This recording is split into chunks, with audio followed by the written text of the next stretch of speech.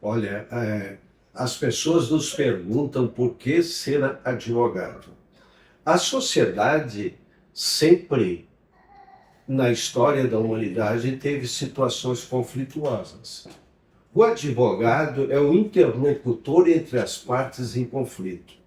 A formação do direito, quando a gente se forma em direito, sempre se ouve dos professores a questão que o advogado é um agente da paz social, né? Fundamentalmente isso. Quando nós nos tornamos advogado após o exame da Ordem dos Advogados do Brasil, para nos tornarmos, passar de bacharel para ser advogado e poder atuar como advogado em todos os processos, o que acontece? Nós temos que ter, e isso é o bom da advocacia, é que você começa a ter uma formação e um aprendizado permanente muito eclético em várias áreas. Na área podemos citar assim, na área da fundamentação filosófica, do pensamento jurídico, da hermenêutica, da exégese, sociológico, do convívio entre as pessoas. Então, a formação do advogado, como ele vai lidar diretamente com as pessoas,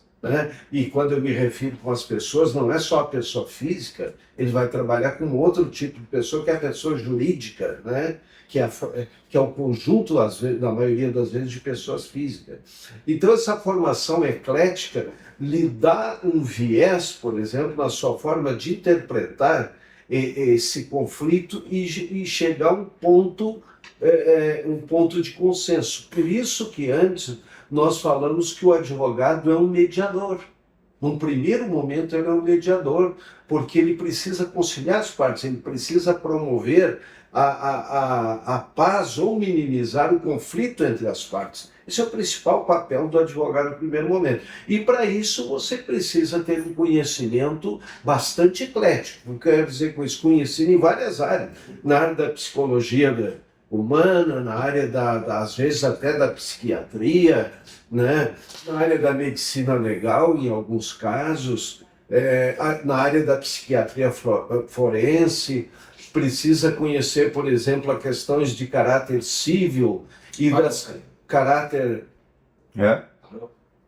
de caráter criminal, né?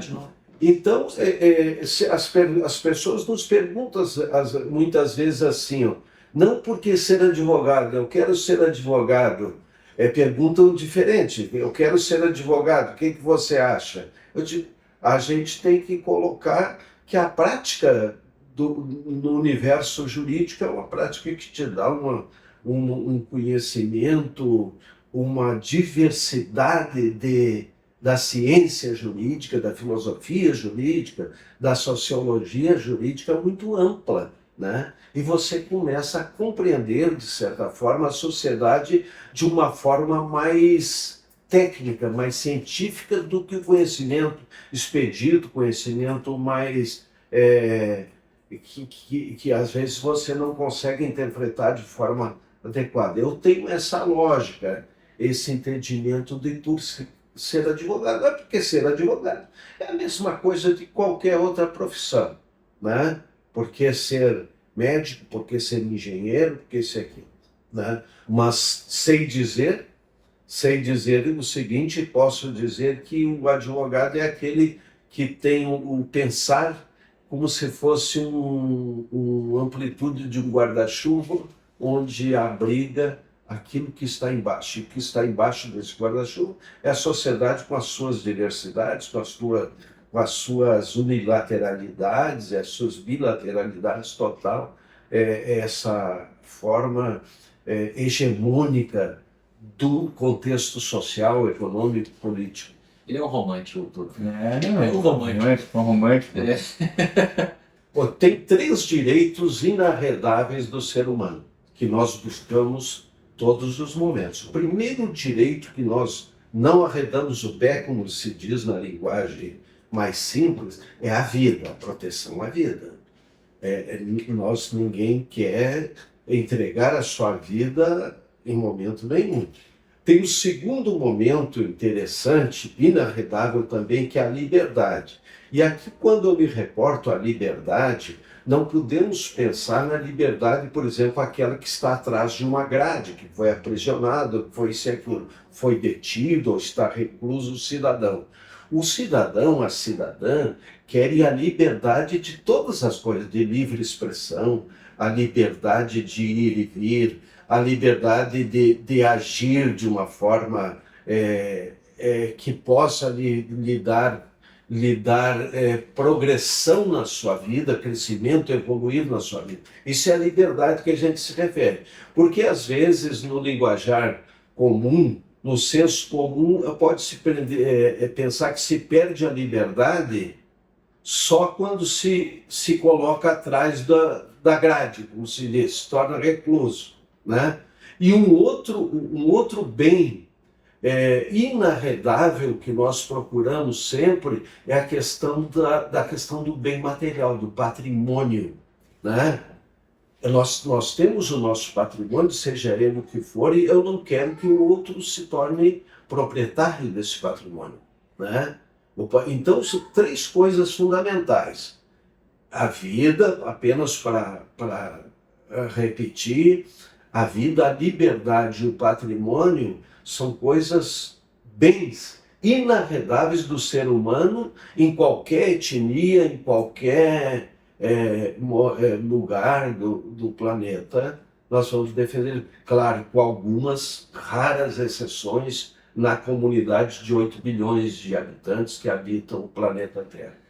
O que é importante até para quem é brasileiro, a obrigatoriedade de saber o que está escrito no artigo 5º da Constituição, né?